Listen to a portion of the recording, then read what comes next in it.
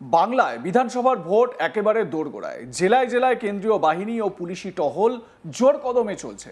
বিশেষ করে সীমান্তবর্তী এলাকাগুলোতে কড়া নিরাপত্তা রেখেছে নির্বাচন কমিশন। এত কিছুর পরও ভারতে অনুপ্রবেশের ঘটনাও যেন কিছুতেই সর্বতোভাবে আটকানো যাচ্ছে না। আবারও এক ঘটনা রীতিমতো চোখে আঙুল দিয়ে দেখিয়ে দিল বাংলাদেশ সীমান্ত লাগোয়া এলাকার অবস্থা। নির্বাচনের প্রাক্কালে আবার বাংলাদেশি গ্রেপ্তার। মালদা টাউন স্টেশন থেকে দুই বাংলাদেশিকে গ্রেপ্তার করল জিআরপি। টিকিট কাউন্টারের সামনে দুই ব্যক্তিকে সন্দেহজনকভাবে ঘোরাঘুরি করতে দেখা যায়। ওই দুই ব্যক্তিকে আটক করে জেরা করতেই জানা যায় তারা বাংলাদেশের বাসিন্দা। এরপরেই গ্রেপ্তার করা হয় ওই দুই ব্যক্তিকে। বাংলায় ভোটের আগে তারা কি উদ্দেশ্যে মালদায় ঘোরাফেরা করছিল তা নিয়েই প্রশ্ন দানা বেঁধেছে। জিআরপি সূত্রে জানা গিয়েছে ধৃতদের নাম শফিকুল আলম ও মোহাম্মদ সোনি। ধৃতরা বাংলাদেশের চাঁপাই নবাবগঞ্জ ও জামালপুর জেলার বাসিন্দা। প্রাথমিক জেরায় জানা গিয়েছে দুদিন আগে কালিয়াচক বা বৈষ্ণবনগর সীমান্ত এলাকা দিয়ে অবৈধভাবে প্রবেশ করে তিনজন। এরপর একজন দালাল দুজনকে ছেড়ে পালিয়ে যায়। ধৃতরা চেন্নাইয়ে যাওয়ার উদ্দেশ্যে ছিল। জিআরপি আইসি প্রশান্ত রায় জানান, চেন্নাই যাওয়ার জন্য টিকিট কাউন্টারের সামনে সন্দেহজনকভাবে ঘোরাফেরা করছিল এই ধৃতরা। জিআরপি পুলিশ খবর পেয়ে তাদেরকে আটক করে জিজ্ঞাসাবাদ করতেই জানা যায় তারা বাংলাদেশি। এরপরই তাদেরকে গ্রেপ্তার করা হয়েছে। আরও জানা গিয়েছে ধৃতরা দালালের মাধ্যমে এপারে এসেছে। জিআরপির আইসি প্রশান্ত রায় তিনি কি বলেছেন শোনাই একবার।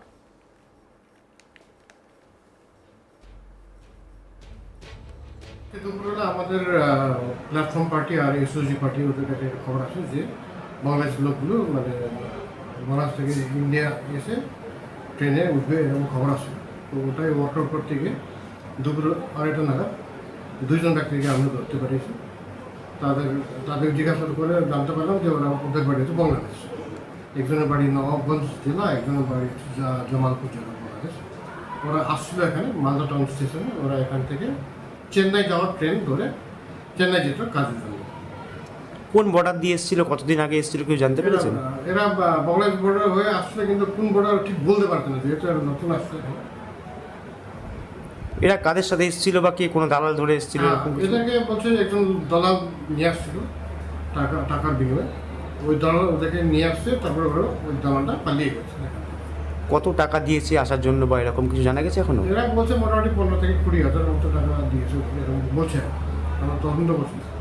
এদের কি উদ্দেশ্য শুধুমাত্র চেন্নাই কাজে যাওয়ার জন্যই ছিল না অন্য কোনো ছিল? না, আপাতত ওরা বলছে কাজের জন্য, কিন্তু আমরা ইনভেস্টিগেশন করছি। ওদেরকে তো আমরা 2 দিন কালকে ফরওয়ার্ড করে রিমান্ড নিব। রিমান্ড নিয়ে আরও ভিতরে কী আছে না দেখব। এমনি এদের কাছ থেকে কোনো নথিপত্র কিছু পাওয়া গেছে? না, ওদের কাছে শুধু একটা মোবাইল পাওয়া গেছে, এটুকু। দক্ষিণ মালদা বিজেপির সহ সভাপতি তারক ঘোষ জানান, এরকম অনুপ্রবেশকারী আমাদের মালদা জেলার কালিয়াচক, বৈষ্ণবনগর সব জায়গায় রয়েছে। এই সরকার তাদেরকে ধরতে পারছে না। আজকে এসআইআর করা হয়েছে এই অনুপ্রবেশকারীকে চিহ্নিত করার জন্য। আমাদের ভারত বাংলাদেশ সীমান্তের মালদা জেলায় এখনও তার বেড়ার কাজ শেষ হয়নি। কেন্দ্রীয় সরকার জমি অধিগ্রহণ করতে চাইছে, সেখানে রাজ্য সরকার জমি দিচ্ছে না। এর জেরেই বাংলাদেশ থেকে অনুপ্রবেশকারীরা অবৈধভাবে রাজ্যে প্রবেশ করছে। এর পিছনে দায় তৃণমূল সরকার, কারণ তৃণমূল সরকার এই অনুপ্রবেশ বন্ধ হোক সেটা চায় না। তারক ঘোষ বিজেপি জেলা সহ সভাপতি কি বলছেন এ বিষয়ে শুনুন। একজন অনুপ্রবেশকারী আমাদের বাংলাদেশ নবাবগঞ্জ থেকে আগত আমাদের অনুপ্রবেশকারী তাদেরকে অ্যারেস্ট করেছে। জিআরপিএফের তৎপরতা আমরা ধন্যবাদ জানাই যে এই অনুপ্রবেশকারীকে তাদেরকে আমাদের পুলিশ হেফাজতে নিতে সক্ষম হয়েছে। তো এইরকম অনুপ্রবেশকারী একের পর এক আমাদের কালীচকে, সুজাপুরে, ইংলিশ বাজারে, বৈষ্ণবনগরে সব জায়গায় কিন্তু ভুরি ভুরি খুঁজে পাবেন। এই অনুপ্রবেশকারীদের এখনও পর্যন্ত এই সরকার তাদেরকে কিন্তু ধরতে পারছে না, অ্যারেস্ট করতে পারছে না। আমাদের এসআইআর যে করা হচ্ছে এই অনুপ্রবেশকারীকে তাদেরকে কিন্তু চিহ্নিত করার জন্য। আর এই অনুপ্রবেশকারী বন্ধ না হওয়ার পিছনে একটা বড় কারণ হচ্ছে আমাদের বৈষ্ণবনগরের বিধানসভাতে দেখবেন একটা আমরা এর আগেই আমরা আন্দোলন করেছিলাম যে তার বেড়াটা কিন্তু এখনও পর্যন্ত কিন্তু কমপ্লিট হয়নি। বাংলাদেশের যে তার বেড়া আর আমাদের যে বর্ডার সীমান্তটা সেটা কিন্তু কমপ্লিট হয়নি। এখানে কেন্দ্রীয় সরকার বারবার জমি সেখানে কিন্তু চাইলেও এই রাজ্য সরকার কিন্তু তাকে জমি দিতে এখনো পর্যন্ত অপারগ। এই জমি অধিগ্রহণটা এখনও সম্ভব হচ্ছে না। এই ফলে এই তার বেড়াটা অবাধেই বাংলাদেশ থেকে অনুপ্রবেশকারী অবাধেই কিন্তু সেটা অসৎভাবে তারা কিন্তু প্রবেশ করতে সক্ষম হচ্ছে। তো এই ধরনের যদি ব্যবস্থা আমাদের পশ্চিমবঙ্গে থেকে থাকে, তাহলে অনুপ্রবেশকারী কখনোই কিন্তু আমরা সেখানে হাত থেকে আমরা রেহাই পাবো না। যতই আমরা এসআইআর করি না কেন, এসআইআর হাত থেকে আমরা মুক্তি পাবো না। এই অনুপ্রবেশকারীর কন্টিনিউ কিন্তু সে অসৎ উপায় অবলম্বন করে দিয়ে আমাদের পশ্চিমবঙ্গে কিন্তু ভুরি ভুরি ঢুকতে থাকবে। এর পিছনে দায়ী কে? এর পিছনে দায়ী হচ্ছে আমাদের এই সরকার। এই সরকার চায় না যে অনুপ্রবেশকারী এখানে আসা বন্ধ হোক। মালদার তৃণমূল কংগ্রেস নেতা বিশ্বজিৎ ঘোষ জানান, সীমান্তে দায়িত্বে রয়েছে বিএসএফ কেন্দ্রীয় স্বরাষ্ট্র মন্ত্রকের আন্ডারে। সেখানে তারা কি দায়িত্ব পালন করছে? আজকে যে দুজন বাংলাদেশি ভারতে প্রবেশ করলো তাদের রাজ্যের জিআরপি ধরেছে। বিজেপি চাইছে একটা অশান্তির বাতাবরণ করে ভোটে জিততে। বিশ্বজিৎ ঘোষ তৃণমূল নেতা কি বলছেন বা তার কি বক্তব্য শুনে নিন। আজকে মালদা টাউন রেলওয়ে স্টেশনে দুজন ব্যক্তিকে মালদা রেলওয়ে স্টেশনের জিআরপি ধরেছে, কারণ তারা সন্দেহজনকভাবে ঘোরাঘুরি করছিল এবং তাদের কথাবার্তায় অনেক অসংলগ্ন ধরা পড়ে। পরে যখন পুলিশ জিজ্ঞাসাবাদ করে তখন তারা বলে বাংলাদেশি। এই নিয়ে মালদা জেলার বিজেপি নেতারা অনেক দোষারোপ করছে এবং তৃণমূলের উপরে দোষ চাপাচ্ছে। দেখুন, সবই তদন্ত বিষয়।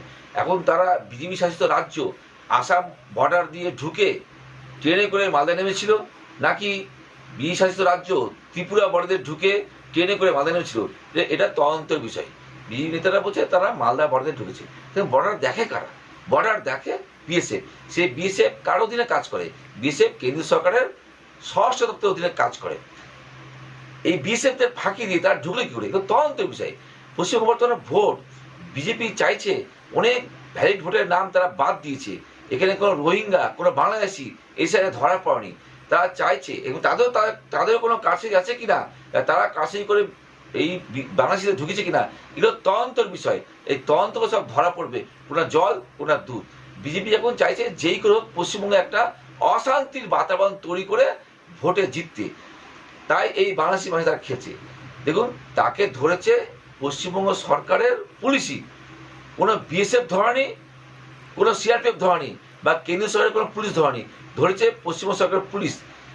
কারণ পশ্চিমবঙ্গে পুলিশ কোনোরকম বাংলাদেশি বা কোনোরকম বাইরের কোনো যারা রাজ্যের বাইরে কোনো দেশের বাসিন্দা, তাদেরকে বিনা পাসপোর্টে পশ্চিমবঙ্গে চলবে, ফিরবে, ঘুরবে, তারা বসতে করবে। কারণ তাদেরকে ধরে যত সাদা ব্যবস্থা করবে এবং আইনের মাধ্যমে তাদেরকে বাংলাদেশে ফেরত পাঠাবে, অথবা যা যা প্রক্রিয়াকরণ রয়েছে আইনের, সেগুলো তারা পূরণ করবে।